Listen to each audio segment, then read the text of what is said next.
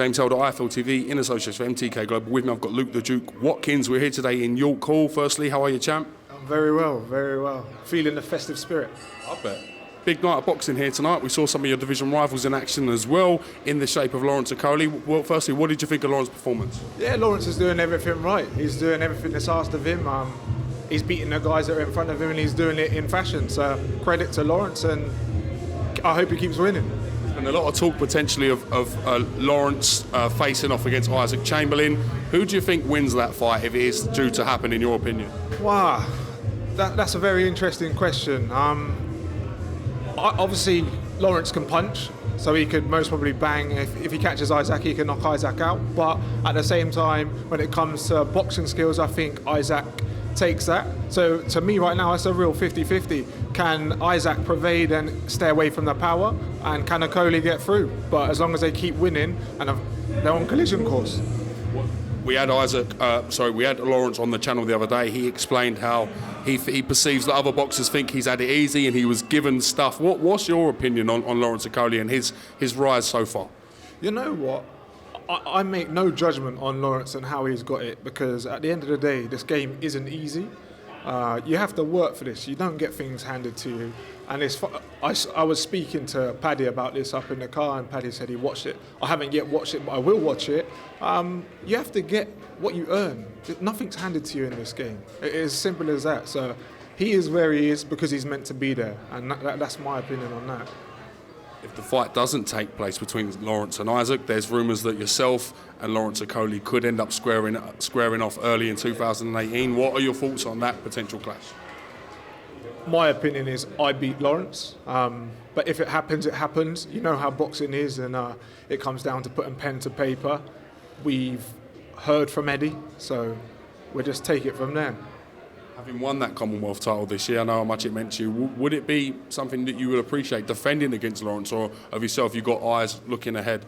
I'd fight Lawrence. He's in the division. He's a good lad.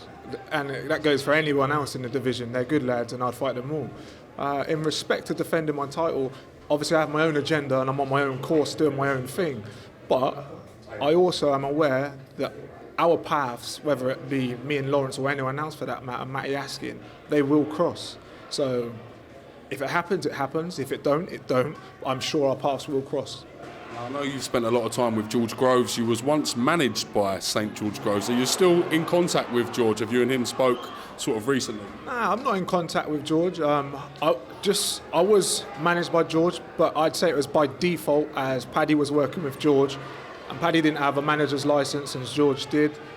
We was just skipping in Grenfell Tower, and he said he would do the job on paper, which he did, so thank you, George. But Paddy did all the legwork. Paddy was the man behind pulling the strings and getting me what I needed to get.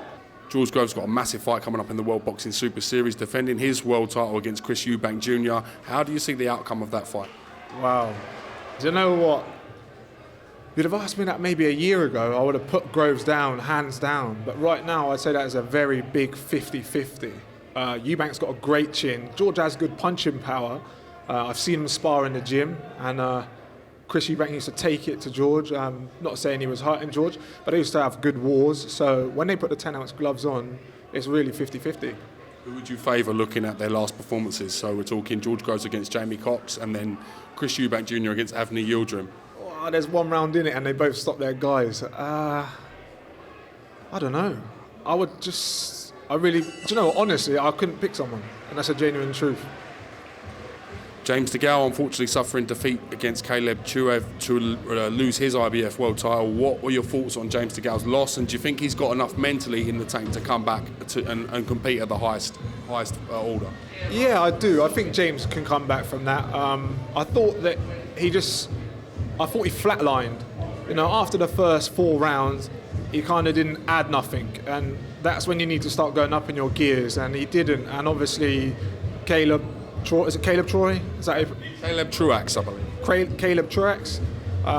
He obviously prepared for it and he wanted it. For me personally, James had a long layoff, so I thought he should have maybe a comeback fight, but his mentality and the way he thinks, he didn't want that, and unfortunate circumstances, he didn't get the result. Potential matchups for yourself, when can we see you out? What's going to be the plan going forward for 2018 for yourself? For me, it's just to keep on doing what I'm doing. Obviously, I want to fight for the British. I want to fight these unbeaten guys. I just want to be in good fights. As far as I'm concerned, I'm happy and willing to fight anyone, and I just want to be in exciting fights. And I think I can bring that to the table. Luke the Duke Watkins, thank you very much for coming to IFL TV. We wish you all the best for your Christmas and New Year's, and we look forward to seeing you in some big fights in 2018. Everyone at IFL, Merry Christmas, and I hope you have a great New Year's. All the best for 2018. Thank you, Luke. Thank you.